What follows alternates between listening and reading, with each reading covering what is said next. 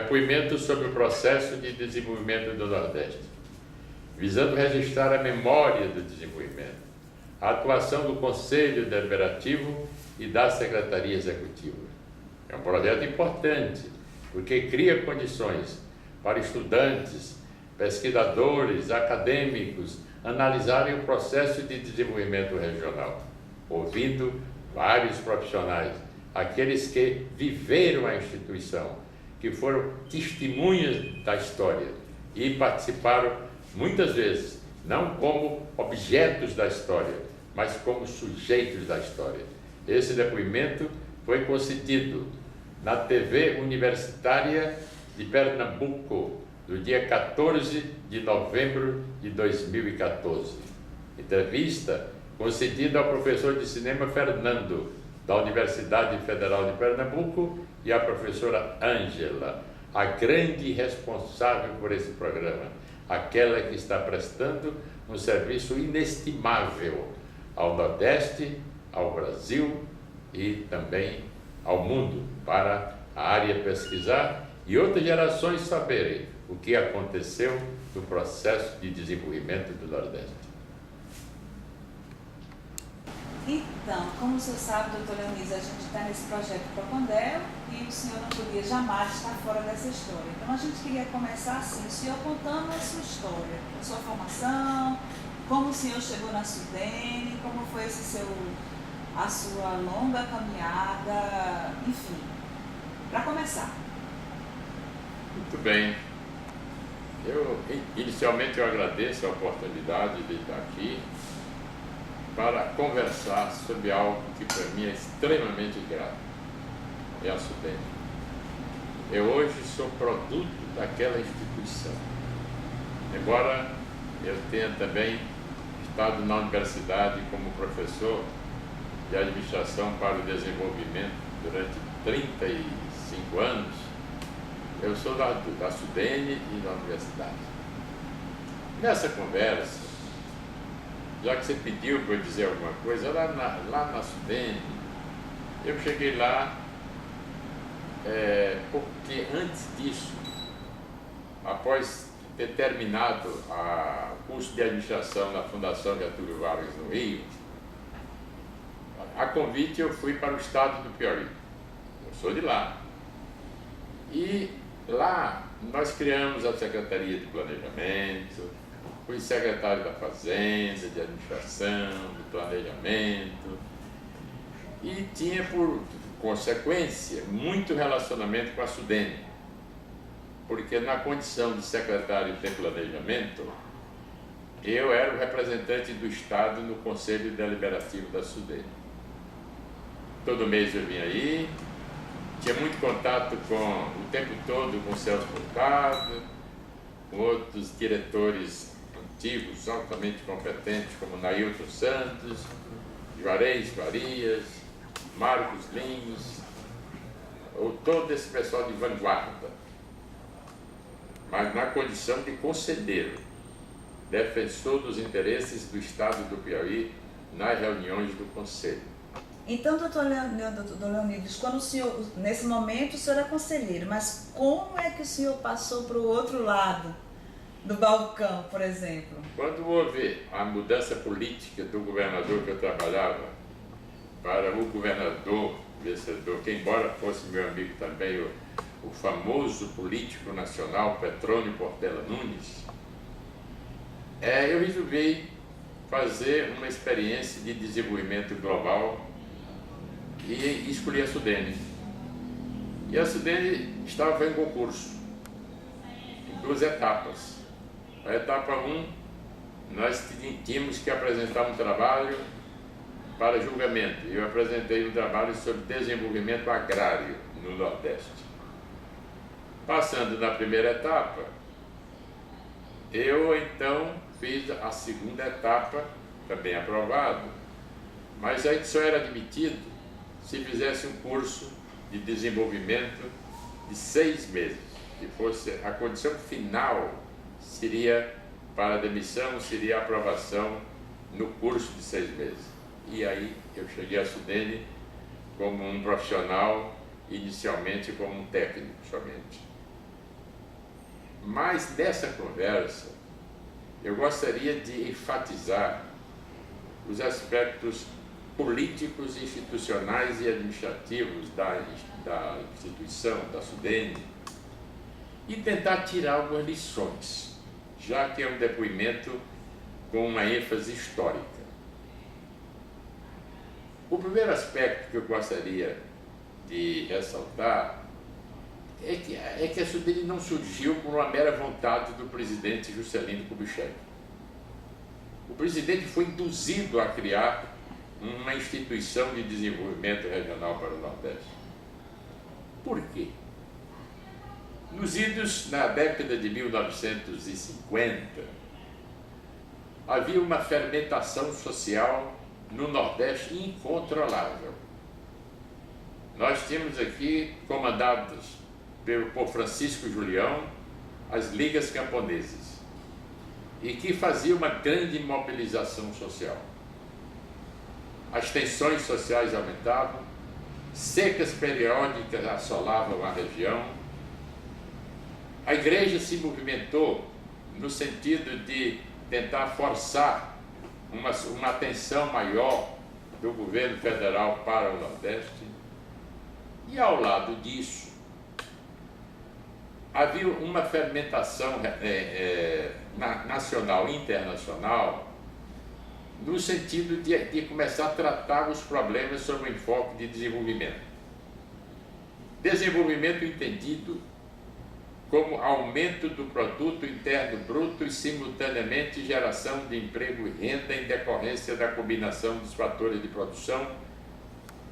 Então, vejam, o primeiro sinal de entidade de desenvolvimento do Nordeste foi a criação da CHESF, por Getúlio Vargas, em 1945, instalada em 1948, e tendo como sede, estava no Rio de Janeiro, e foi vinculado ao presidente Apolônio Salles, o primeiro presidente da CHESF. A CHESF, em 1954, lançou a primeira grande usina, inaugurou, Paulo Afonso, com 180 kilowatts ou megawatts. O governo foi muito criticado na época, porque achava que tinha feito investimento demais para consumo de menos. A CHESF, como em seguida, em 1948, foi criada a CEPAL, a Comissão Econômica para a América Latina, e iniciou todo um processo de tratamento dos problemas socioeconômicos dentro de um enfoque de desenvolvimento. 1948. A CEPAL, ela tinha uma abordagem do processo que na época se chamava planificação do desenvolvimento, que a ação planificadora era centrada basicamente na intervenção do Estado, não era na atividade privada. Mas as tecnologias se desenvolveram enormemente. No Brasil, em 1952, julho, foi criado o Banco Nacional de Desenvolvimento Econômico. Aí surgiu uma grande instituição a nível nacional de desenvolvimento. E um mês depois, em julho de 1952, foi criado o Banco do Nordeste do Brasil, a primeira instituição de desenvolvimento regional. Já viu o DENOPS, mas dentro do enfoque de aumento da oferta d'água, sem uma preocupação de desenvolvimento. Ao lado dessas duas instituições, secas simultâneas aconteciam na região. E as ligas camponesas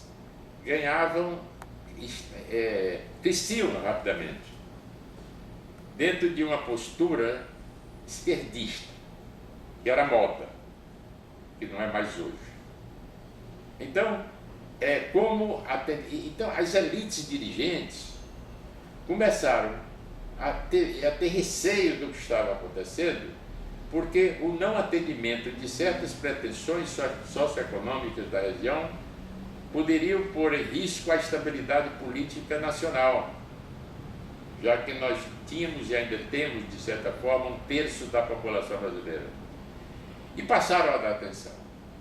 Aí aparece a Igreja Católica. A Igreja Católica, os bispos, eles promoveram uma reunião em Campina Grande, em 1956. E saiu a carta, registrando os principais fatos, exigindo uma posição do governo. E, como decorrência da reunião de Campina Grande, em 1956, também foi criado um grupo de trabalho para o desenvolvimento do Nordeste. E foi presidir esse grupo um grande paraibano chamado Afonso Campos. Nesse tempo, 56, Celso Furtado não estava no Brasil. Ele era da CEPAL, ele era secretário-geral da Comissão Econômica para a América Latina no Chile.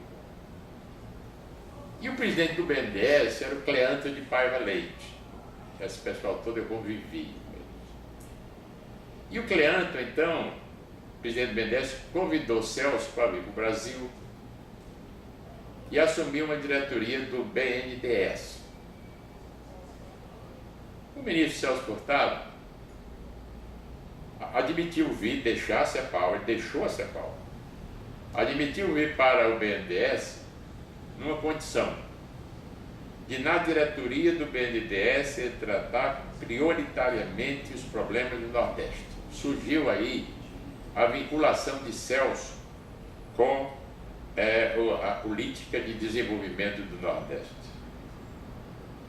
Veio, rapidamente ele despontou lá na parte técnica e foi mais ou menos agregado ao GTDN.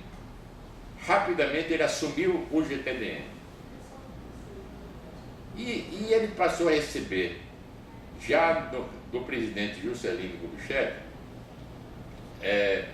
determinações para tratar e encaminhar estudos sobre o Nordeste, diretamente do presidente.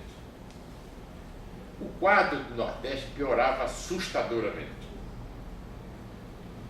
E em 1958, por iniciativa de um deputado de Pernambuco, olindense, Barreto Guimarães, juntamente com a igreja novamente, houve a reunião dos bispos em Salgueiro. Reunião muito agitada, tem documentação sobre isso. E a partir dessa reunião... Agitada por quê? Extremamente agitada dentro de um conceito de tensão, de exigência, de demonstração de que a instabilidade socioeconômica da região estava incontrolável realmente. E logo em seguida, face a essa gravidade, esse quadro, que teve uma seca enorme também em 1958,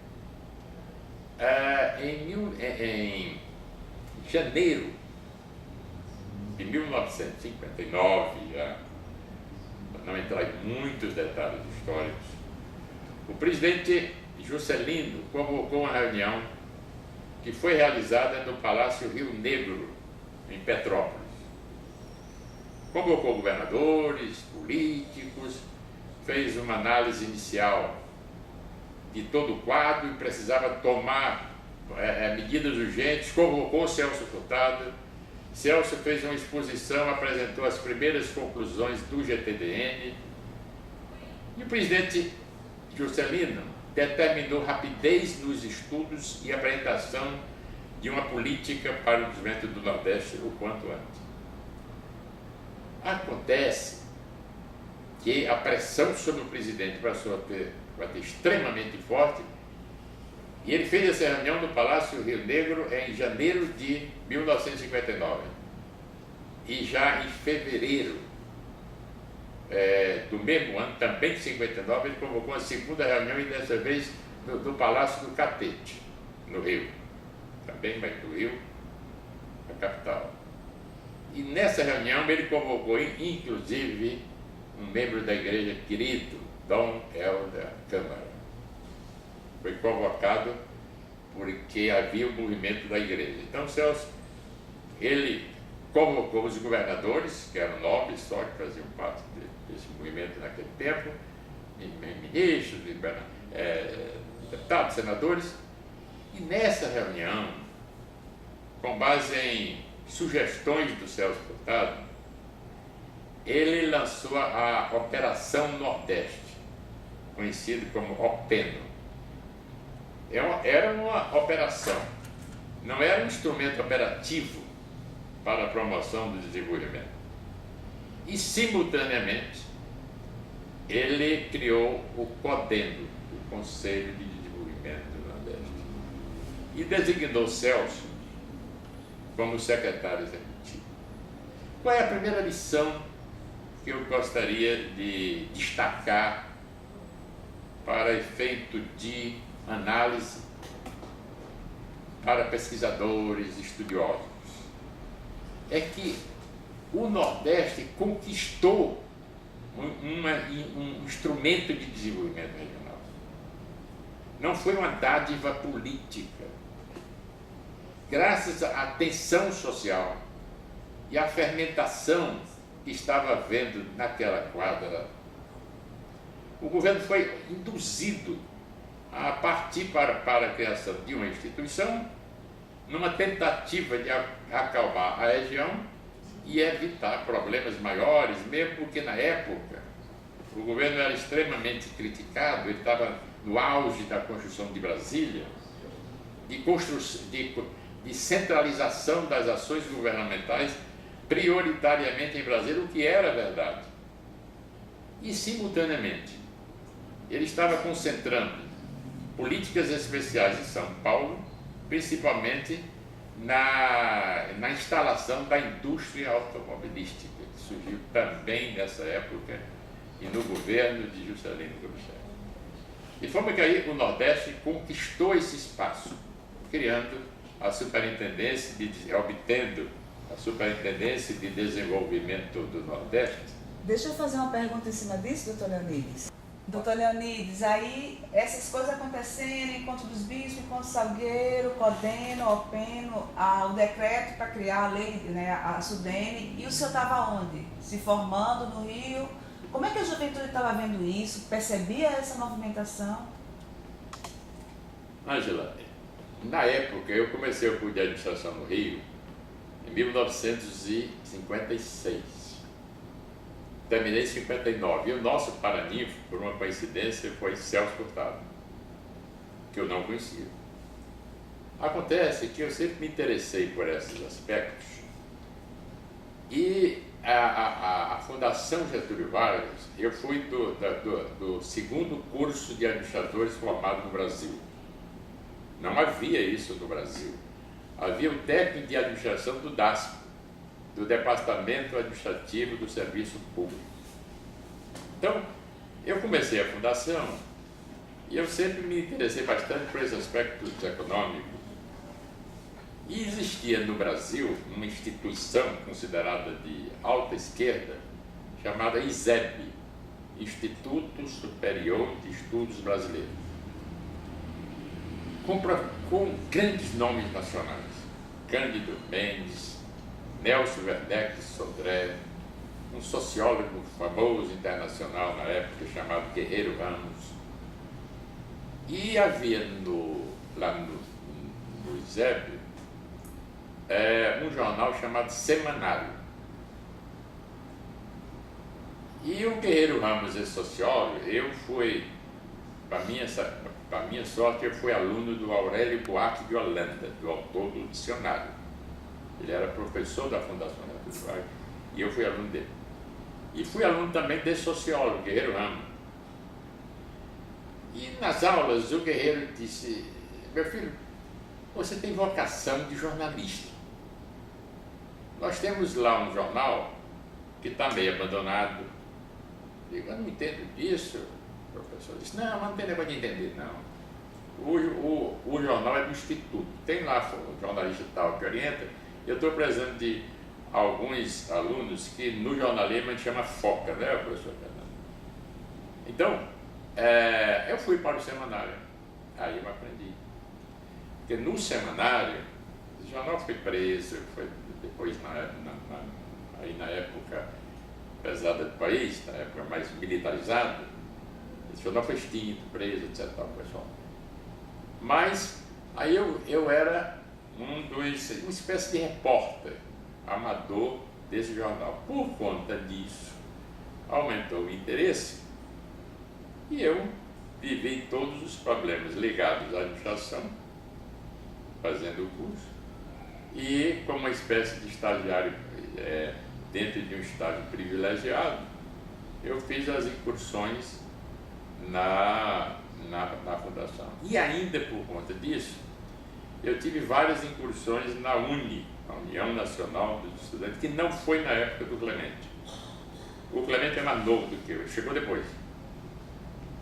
Então eu tive a minha passagem também pela UNE e etc. Então isso me deu, na UNE, na época lá eu estava respondendo como secretário-geral, e convidei o governador do Piauí para ir para lá, fazer uma palestra. Não disse a ele que era do Piauí. Presidi a reunião, muito debate, muita crítica. O nosso governador era de uma linha de esquerda forte, tanto é que ele foi caçado muito rapidamente. E quando no meio da coisa ele disse, vem cá, você é do Piauí? Sou. Quase que eu dizia, eu sou do Piauí, daí. Então, aí ele disse, olha, quando você terminar o curso, me passa um telegrama, te manda uma passagem, e você vai então a Teresina conversar comigo. Eu assumo no dia 1º de janeiro, por conta dessa conferência que eu convidei o governador vai fazer. Aí abriu assim, aí eu cheguei a Sudene por conta disso. E então, eu vim conversar com o Chagas Rodrigues, já faleceu. E lá eu virei tudo, dono da Rádio Clube de Teresina, que atualmente quem transmite a Globo, e estive lá em alguns cargos. Na verdade, tem coisas na vida, gente.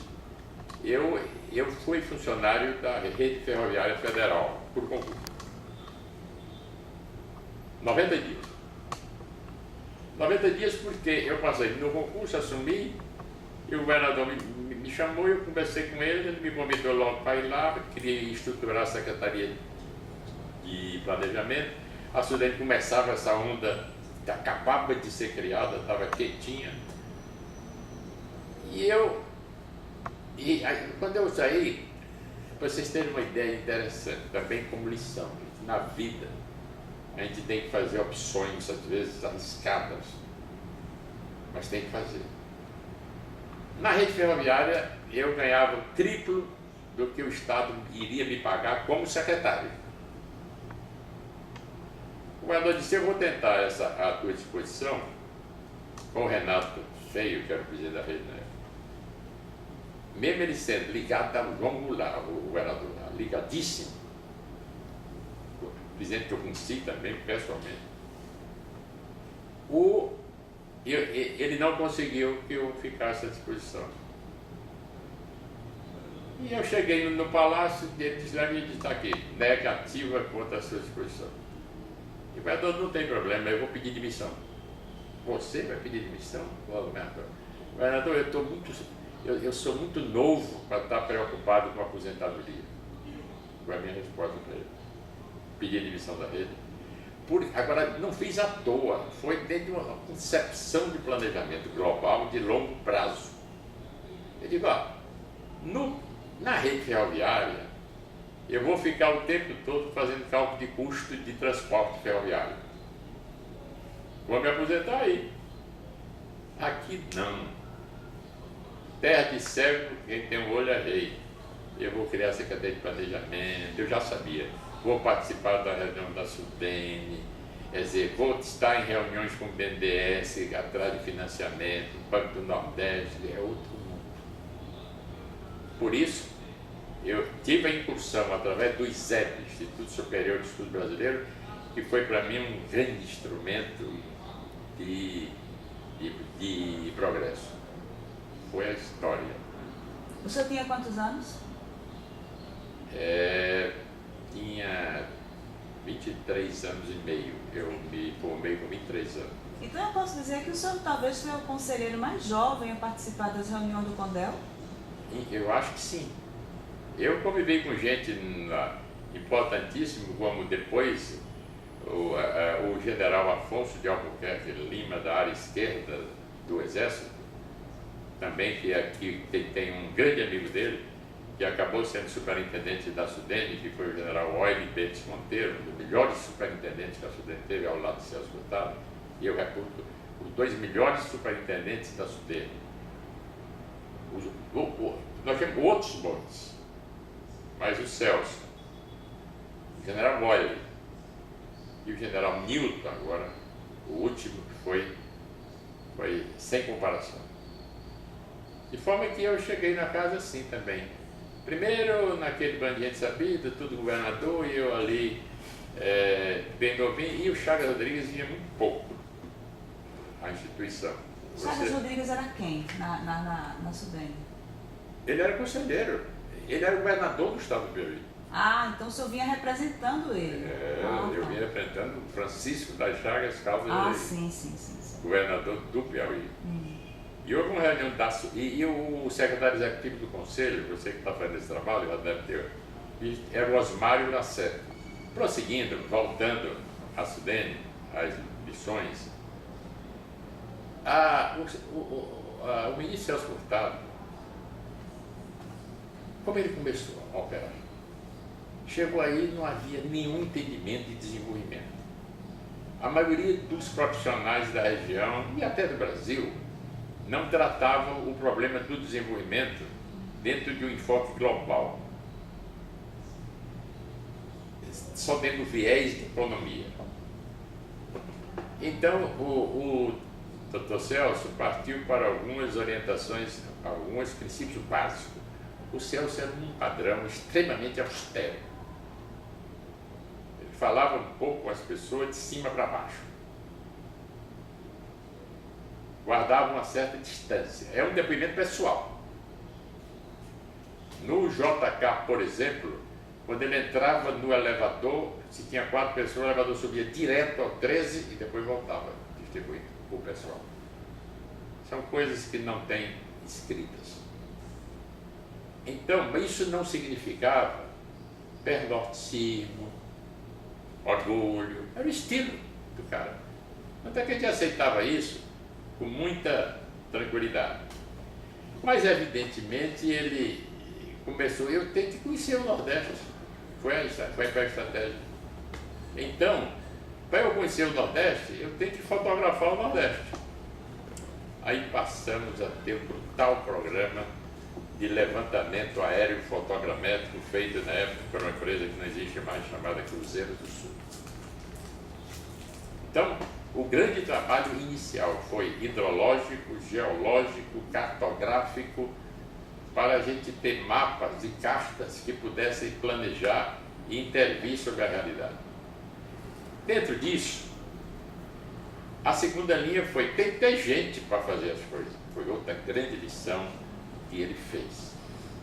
Então, ele vinha da CEPAL, se articulou com a CEPAL, e a SUDENE montou programas de desenvolvimento, chamados Técnicos em Desenvolvimento Econômico. Qual era o objetivo dado pela CEPAL aqui no início? Qual era o objetivo disso? Ele queria que o advogado, que o economista, que o agrônomo, que o engenheiro, quando tratasse o problema do desenvolvimento, tratasse dentro de um enfoque global de aumento do produto interno bruto. Então, o enfoque dele era criar um engenheiro do desenvolvimento e não um fazedor de estrada, às vezes sem nenhuma preocupação de escoamento adequado. Então, tinha um engenheiro do desenvolvimento, um economista também do desenvolvimento, o advogado do desenvolvimento, e não advogado com mentalidade de promotor, que ele não admitia. Então, ele dizia, gente, advogado é para resolver problema, não é para me dizer que eu não posso fazer. E aí é fácil. Vocês têm que ser profissionais de fazer as coisas. Então, eu sou produto desse curso. Então, eu fiz o curso, o Salmito, que foi superintendente, fez o curso. O doutor Clemente Rosas, que fez depoimento, ou vai fazer, foi meu colega de turma do curso de desenvolvimento também.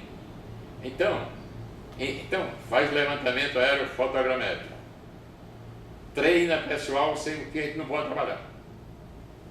E dá bolsa de estudo para as universidades que interessam a Sudene. Então, praticamente a Sudene passou a dar bolsa de estudo para todos os alunos de economia, de agronomia, de geologia, que eram as áreas consideradas mais prioritárias de curto prazo.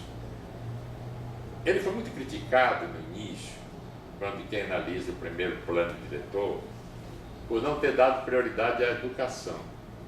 Não é verdade. Ele dizia o seguinte: em um primeiro momento, eu preciso ter quem planeje a educação. Como é que dá a educação? Qual é o diagnóstico da educação?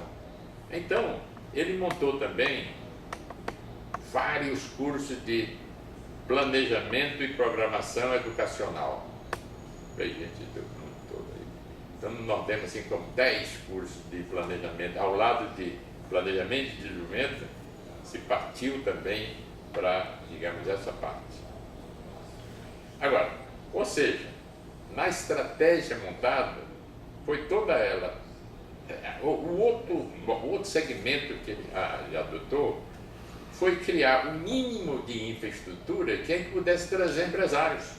Por exemplo, nós não tínhamos um hotel de 4 estrelas no Nordeste, em 1960. Nenhum. Então passou a ser, quer dizer, as estradas básicas mínimas, quer dizer, o mínimo de aparelhamento de porto para poder dar vazão à produção. Então, quer dizer, o mínimo ele procurou fazer de infraestrutura em um primeiro momento para que o Nordeste tivesse condições mínimas de infraestrutura para iniciar um processo sustentável de desenvolvimento. Doutor Leonir, só acha que o projeto da Sudene é um projeto avançado demais para a sociedade na época ou não? Era extremamente avançado. Por que avançado? É outra coisa interessante, que ainda continua avançado e ainda não tem melhor. No Brasil, e se duvidar, existe alguma instituição do mundo que é a mesma coisa. Na concepção da instituição, na hora que você coloca governadores, ministros da área econômica, que era o caso, governadores, ministros da área econômica, Banco do Brasil, Banco do Nordeste, você juntou num bolo só o processo decisório nacional e regional. Você obrigou esse conselho a desenvolver um raciocínio de desenvolvimento, e ele fazia isso com uma maestria impressionante. Cada reunião que a gente tinha no Celso era uma aprendizagem de laboratório. E ao lado disso, a Secretaria Executiva embaixo era o suporte técnico. Então, a pergunta são duas. A primeira, se eu acho que a Sudene era um projeto muito avançado na época do Brasil, e a segunda é se era possível imaginar a Sudene sem o Celso Furtado. Quanto à concepção da instituição, eu gostaria de fazer o seguinte comentário. A Sudene, sob o ponto de vista jurídico, é um ente único, composto por um conselho e por uma secretaria executiva. Ele não existe separadamente, como se tentou fazer recentemente. É um conselho. E um dos principais avanços da instituição, quando ela teve um conselho basicamente político e uma secretaria executiva, é que os políticos que são responsáveis pelo processo decisório representativo, eles serviam para nós técnicos, olha, não adianta fazer determinadas proposições, porque não vai haver suporte político. Isso não significava que nos limitasse na capacidade de realizar diagnósticos, prognósticos, objetivo, meta, etc.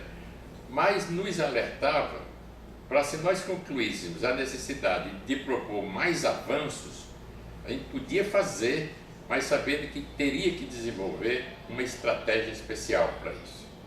Por outro lado, dentro da mesma instituição, os políticos sabiam que era o grande problema inicial que a gente tinha com eles.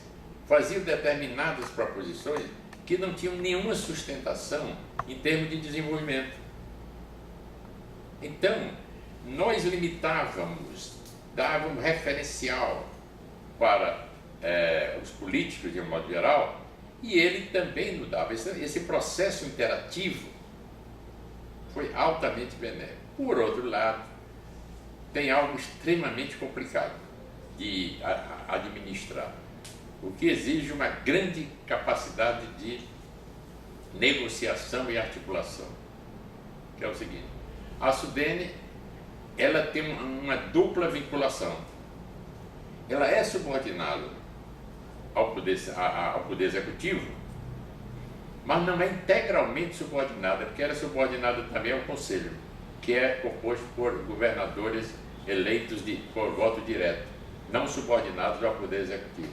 Então, o superintendente tem o tempo todo de fazer uma articulação entre a área política, o Conselho, e não só no Conselho, mas também da área política de todos os estados, partindo do pressuposto que os estados são personalidade jurídica e de direito público autônomos, não são subordinados à SUDENE.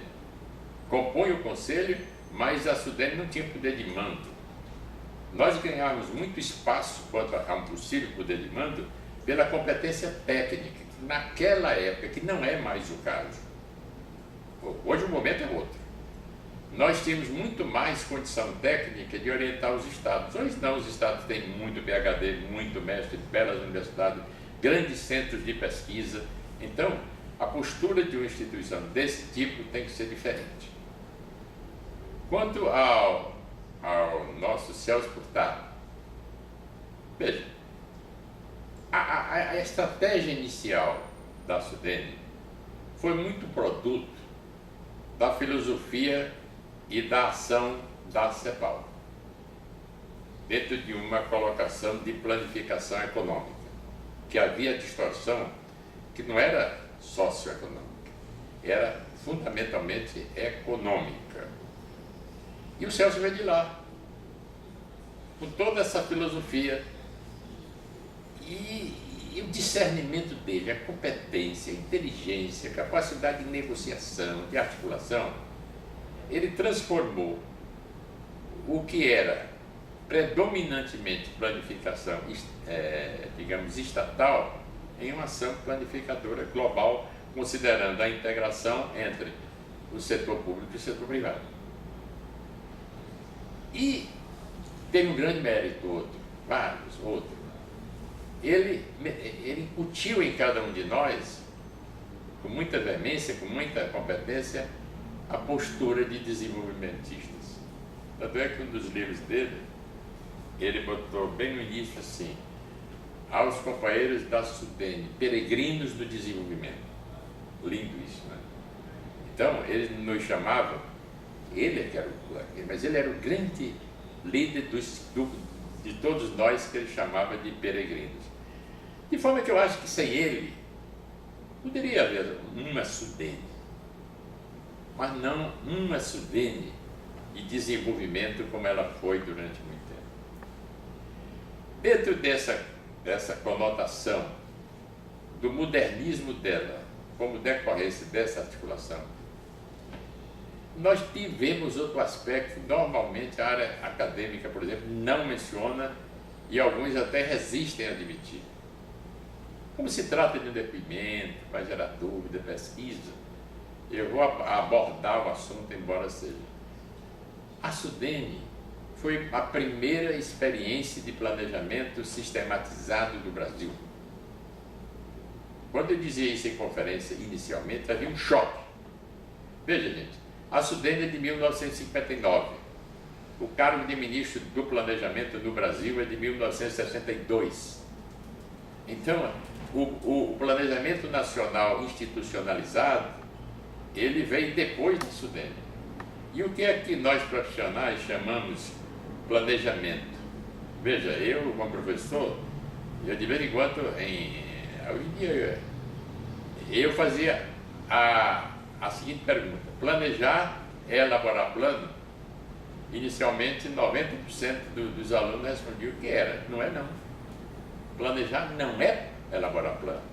Planejar é você iniciar um processo com estudos, pesquisas, diagnósticos, prognósticos, estabelecimento de objetivo, fixação de método, estimativa de recursos, definição de estratégias, montagem de esquemas operacionais, acompanhamento, controle, avaliação e retorno dentro do processo. Não para o processo. Aí alguém nas conferências diz: mas professor, e o plano saúde do presidente Dutra? Saúde, alimentação, transporte, energia. Já foi desde 1958, professor. E o plano de meta do Juscelino? Não é planejamento? Dentro do conceito de planejamento, não é.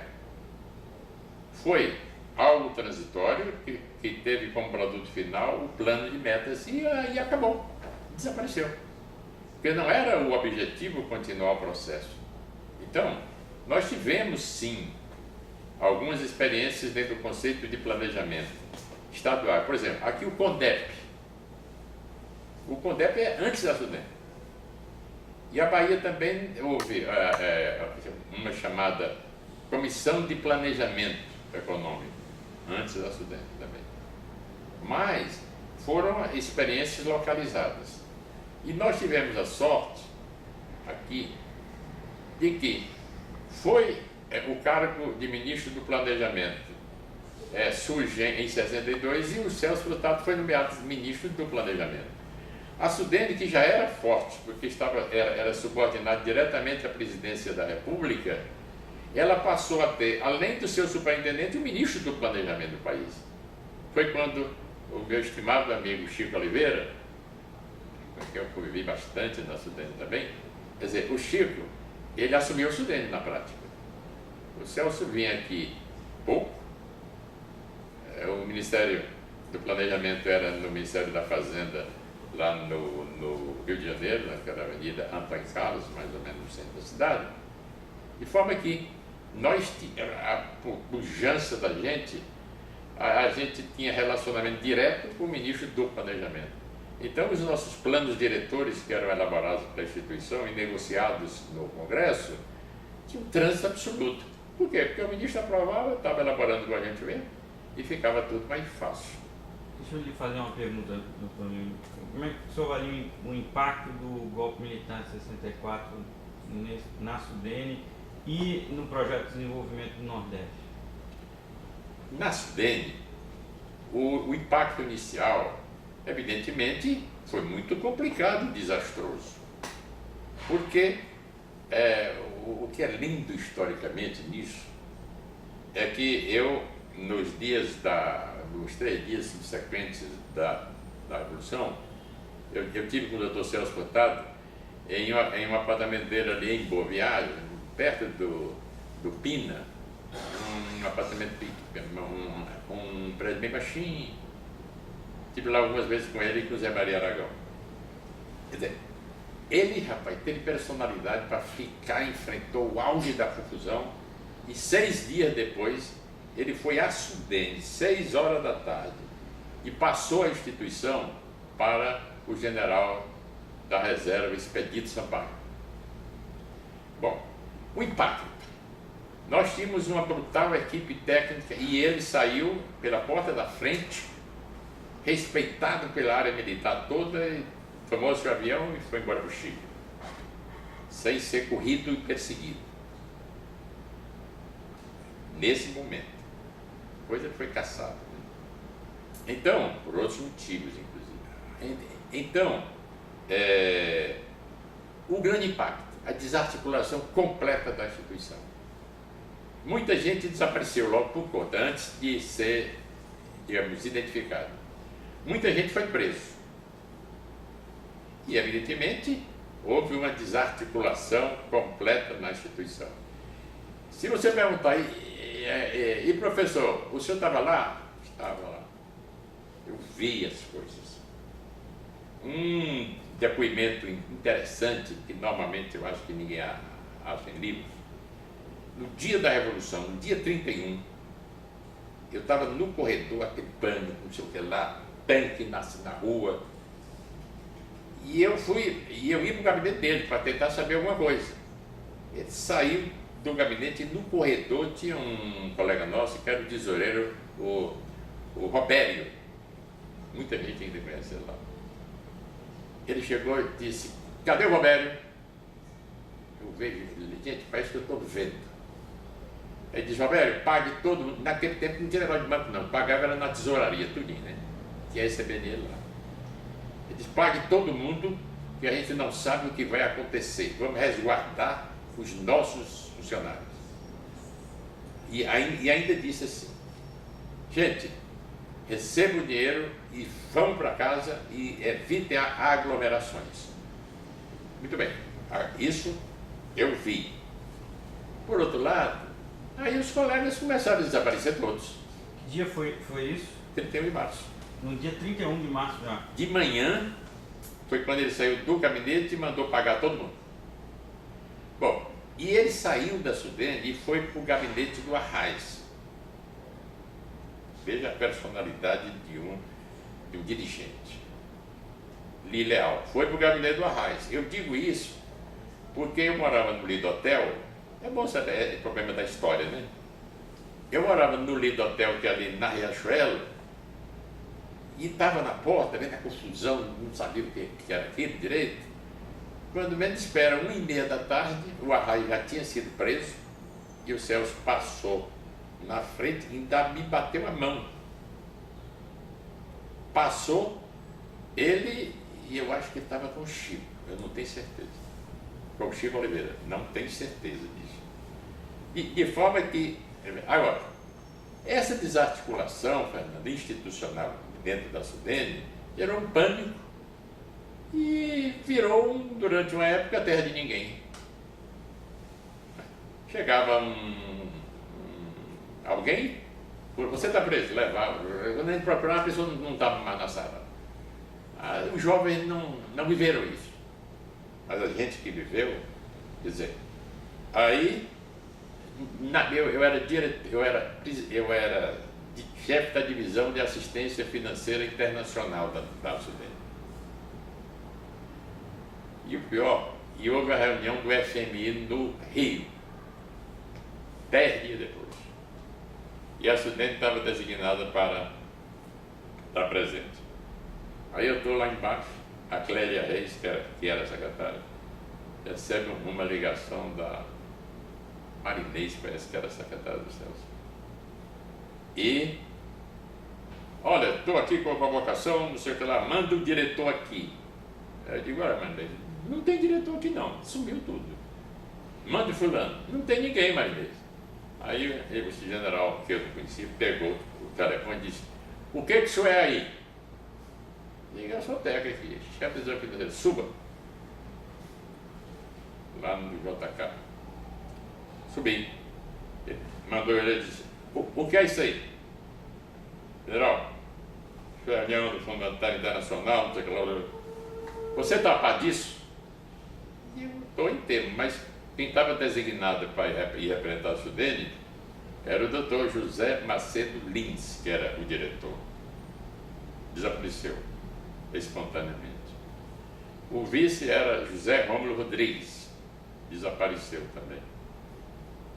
E ele disse, então o senhor vai para a reunião? Eu digo, eu não era nada, eu era um chefete.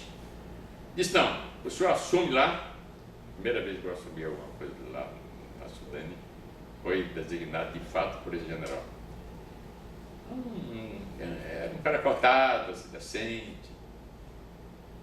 Então, aliás, sobre isso, vale a pena um comentário por dever histórico de justiça. a Sudene teve muita sorte com os generais que esteve lá. Muita sorte mesmo. Porque os militares, eles, ao lado de tudo aquilo terrível para o país, eles são formados para defender a pátria. Então, eles admitem, evidentemente, que tudo aquilo faz parte de uma defesa nacional. Então, ele, general Tasso Teófilo Gaspar de Oliveira, general Evandro, não sei o que lá, olha, sustentaram posições e foram fundamentais que acontecesse coisa pior lá na Sudene. Porque eu me lembro do general Euler, general de divisão, que depois virou general de exército, tinha autoridade junto ao Justino Alves. Eu vi várias vezes, ele chegou, proibiu que se prendesse qualquer pessoa dentro da Sudene. Proibiu, telefonou para o general. E eu vi, sabe porque eu sou testemunha ocular da história, porque eles prenderam um funcionário meu, chegou o capitão, para prender, e menina é meio assim, metida besta. Não, você não vai prender não, o senhor só prende se for com ordem do superintendente. Nós temos autoridade. Quem é o senhor? Eu levo o senhor também. E, bom, a força o senhor leva. Mas aí eu peguei o telefone, pedi permissão a ele, liguei. Olha, general, olha, isso está sendo preso aqui fulano. Aí ele disse, manda esse oficial subir aqui, ó. O oficial subiu, ele enquadrou, cara. Fato. Telefonou para o Justino Alves e disse assim, esse eu ouvi também. Eu era muito ligado. Ele disse, general, na casa que eu dirijo, quem manda sou eu. O general, olha, o outro general. O senhor vai prender quem o senhor quiser, quando o funcionário sair na porta. Quando terminar o expediente, 6 horas, que ele for sair para casa, o senhor prende, não tem nada com isso. Atenta à instituição, só acontecem as coisas, eu autorizando. De forma, agora você me faria uma pergunta tão importante como essa, Fernando. Sim. Como a instituição resistiu a isso? E ela não só sobrou de vez, porque houve uma desarticulação brutal, porque o doutor Celso Furtado criou uma filosofia de desenvolvimento em todos nós. Então, o dirigente saiu, mas o Leonides e o Clemente Rosas, Clemente desapareceu também, viu? Então, o Clemente, porque ele tinha sido da Uni, pagou, coitado, o pato, de certa forma, mas depois ele foi reintegrado na forma da lei e foi procurador, e se aposentou como procurador da Sudene, e é um excelente profissional. Então, aí, rapaz, como nós tínhamos a filosofia, quem ficou conseguiu segurar o barco. Não foi eu, por ser bom, nada disso. Quer dizer, todo o pessoal da SOIA técnica, lá de recursos humanos, o pessoal de recursos naturais, cada um nas suas áreas, quando era convocado para discussão, para uma reunião, que havia muita, aí continua havendo, quer dizer, mantinha a filosofia do Dr. Celso Furtado, que nós havíamos aprendido, e ele havia incutido na cabeça de todos nós que aquilo é que era o desenvolvimento. E o senhor que ficou na Sudene, o senhor não viu assim, que houve um silêncio depois que ele foi embora? Porque a gente não encontra nada nos jornais não registrou nada. Assim, por ele ter sido tão habilidoso e estratégico, não é? Sim. Não tem um silêncio nisso. Você diz em termos de poderia ter havido uma reação? Sim. Não houve reação porque a filosofia era de sufoco da área militar. Não havia capacidade, nenhuma capacidade organizada de reação. Os jornais eram tudo censurados, você não pode partir. Quem faz uma pesquisa nos jornais da época não pode concluir que nós estávamos de acordo que éramos chamados viúvas do Celso Furtado. Na época. Ah, diziam isso? Diziam pra gente. Porque quando a gente abordava o assunto, lamentava, em pequenos grupos, né? Claro. E grupos maiores, a gente era apelidado de viúvas do Celso Furtado. Então, quer dizer, você está entendendo agora, né? Quer dizer, nós não podíamos fazer nada, ninguém podia fazer no país em um determinado momento. De forma que, agora, ele foi, mas a ideia, o comportamento e a postura, a estratégia ficaram com a gente. E a gente continuou fazendo.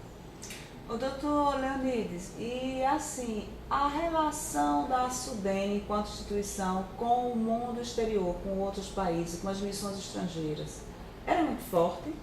Extremamente forte. Principalmente, em um primeiro momento, o doutor Celso, e logo em seguida também, dentro da estruturação que ele tinha feito, ele concluiu e nos orientou, e a gente fazia.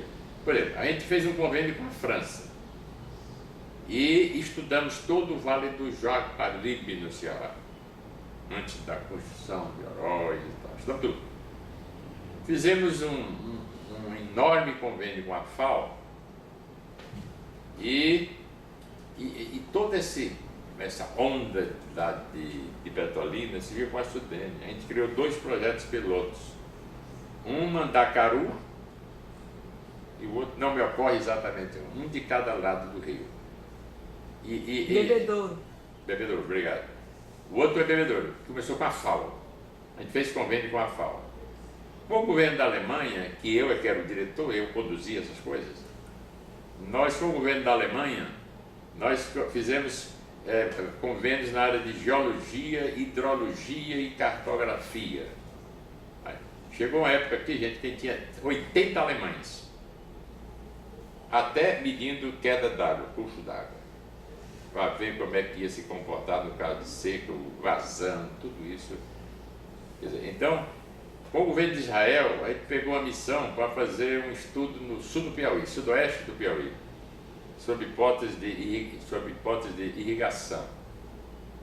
Ou seja, ao lado disso, quando o presidente Kennedy lançou a Aliança para o Progresso, porque eu gostaria de mais um pouco de evolução, o presidente Juscelino Kubitschek lançou a Operação Pan-Americana, dentro de uma filosofia de articulação da América Latina, e com base nessa carta que o presidente mandou para o presidente dos Estados Unidos, o Eisenhower, surgiu depois, já na presidência do presidente Kennedy, a Aliança para o Progresso. E no bojo da Aliança para o Progresso, que tinha uma grande prioridade para a educação, nós realizamos aqui em todos os estados uma programação intensa com a Aliança para o Progresso na área de educação, de agroindústria, de agricultura, etc. E a SUDENE foi designada pelo presidente da República como agência responsável pela execução do programa da Aliança para o Progresso no Nordeste. Eu tinha relação direta, inicialmente não era eu, era um diplomata que foi ministro do Lula, Samuel Pinheiro Guimarães Neto, hoje ele é embaixador. O Samuel, eu era adjunto dele. Ele depois foi embora no negócio de carreira do Itamaraty e tal, aí o sujeito da época não trouxe outro diplomata, me designou para continuar, a lei não exigia que fosse um diplomata, aí eu fiquei lá. Ou seja, havia um grande relacionamento na área, com tanto o que a gente chama tecnicamente de assistência técnica estrangeira, que é a bilateral, né, de país a país, com a assistência técnica multilateral, que é com instituições FAO, Nações Unidas, etc., Unesco, etc. Você, diga. Desculpa interromper. A gente está com pouco tempo agora. Eu queria te fazer encaminhar para uma última pergunta, que é a seguinte. Como é que o senhor avalia o papel da SUDENE hoje, né, e que SUDENE seria possível, né, no contexto atual? Fernando, nós temos que ter cuidado para responder uma pergunta como essa, porque antes disso eu vou enfatizar esse aspecto que você perguntou, mas nós temos que partir de alguns pressupostos. Primeiro, um país com essa dimensão, ele tem uma grande diversificação e o crescimento do país e do próprio Nordeste faz com que os governadores estejam mais preparados para executar um conjunto de problemas. Então, nós precisamos de uma instituição regional de desenvolvimento para tratar dos assuntos sub-regionais do Nordeste ou de qualquer macro-região. Por exemplo, a transposição das águas do São Francisco. Um dos grandes erros do governo é estar dando um tratamento setorial a um problema que é global e espacial.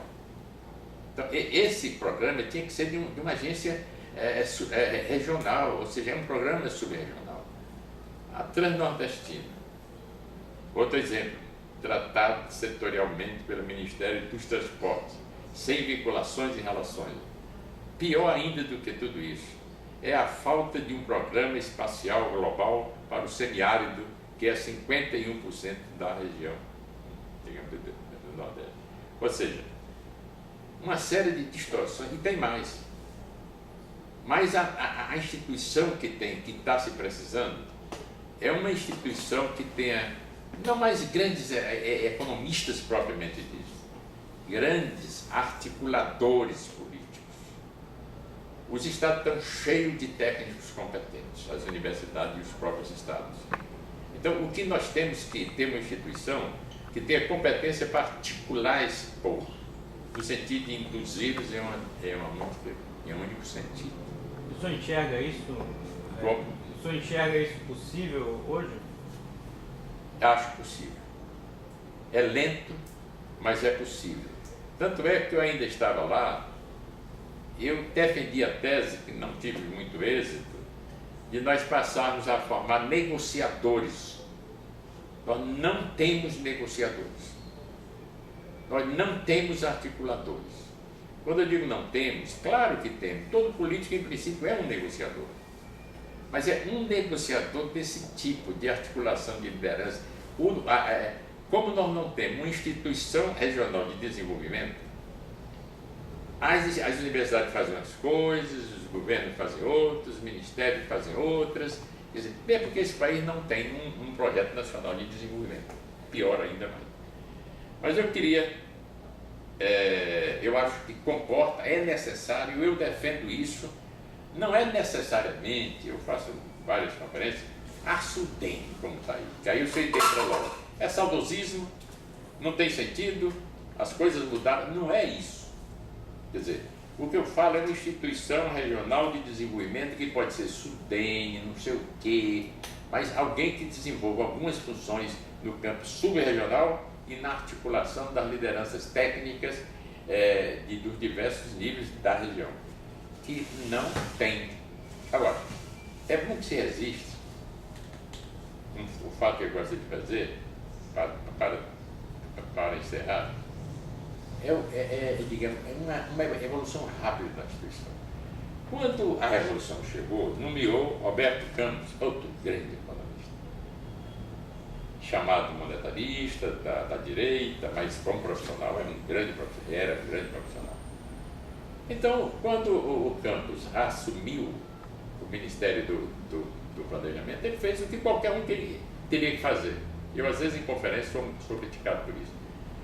Porque o que foi que o Campos fez? Aquela mania que a gente tinha de ser o único que um ministro do planejamento tinha, tudo desapareceu. O país é um todo, os grandes objetivos são os nacionais, não são do Nordeste. Os objetivos e metas do Nordeste têm que representar uma desagregação dos objetivos e metas nacionais.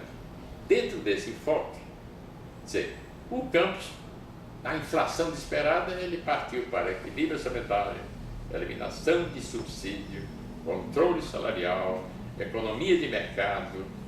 Isso significou o seguinte: nivelou o Nordeste para baixo, porque na época ele fez isso e não deu prioridade ao Nordeste. O governo não deu prioridade ao Nordeste. Nós passamos a ser tratados iguais a qualquer um. Os nossos planos regionais de desenvolvimento, que eram altamente prioritários, aprovados pelo Congresso, foram progressivamente esvaziados e nós passamos a ser um capítulo dos planos nacionais de desenvolvimento. Daí porque no meu livro, eu estou com um livro aqui, chama Sudene 50 anos, eu evitei no livro fazer a abordagem substantiva. Por exemplo, a educação passou de tanto para tanto, o produto cresceu de tanto para tanto, digamos, os anos de vida passaram de tanto para tanto, isso que todo mundo está dizendo. Eu concentrei esse livreto nos aspectos institucionais, que eu abordei aqui mais ou menos, políticos e institucionais. Porque a partir dessa centralização, aconteceu o que todo mundo fala ainda hoje, esvaziamento da Sudene. Por quê? Diga. Desculpa, a gente tem 5 minutos aí no nosso tempo. Eu queria que você pudesse resumir nesses 5 minutos qual foi o papel da Sudene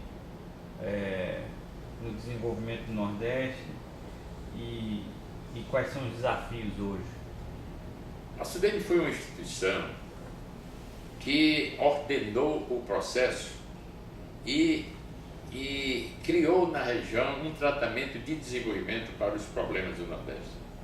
Anteriormente, o único tratamento que tinha de enfoque de política era aumento da oferta d'água, que era o grande papel do DENOX, e ele cumpriu bem essa função, de aumento da oferta d'água. A Sudene teve a função de contribuir para gerar uma mentalidade, um tratamento e uma abordagem global em termos de desenvolvimento dos problemas da região. Essa foi a grande contribuição. E, gente, todo o Nordeste ainda, você encontra profissionais gerados e ex-funcionários da Sudene em postos-chave das administrações públicas do Nordeste e federal. Existe, ou seja, emanou desse tipo de contribuição. O papel de uma instituição, nós estamos carentes de uma instituição regional, que ela terá a função de atuar nesses espaços subregionais, programas dessa magnitude, como semiárido, transnordestino, transposição, tratamento do algodão. O problema do algodão não é só da Paraíba, é da Paraíba, do Rio Grande do Norte, é do Ceará, é do Piauí. Não pode ser a abordagem de melhoria genética do algodão com um tratamento puramente estadual. Então, uma entidade regional de desenvolvimento, o governo precisa criar isso. Agora acontece o seguinte, para encerrar, uma afirmativa quase de manchete jornalística. A Sudene não interessa ao governo federal. Choca. Por que não interessa? Porque se nós tivermos uma Sudene forte, com 11 governadores atualmente, os 9 do Nordeste geográfico, mais Minas Gerais e Espírito Santo, às vezes de oposição, alguns pouquíssimos hoje em dia.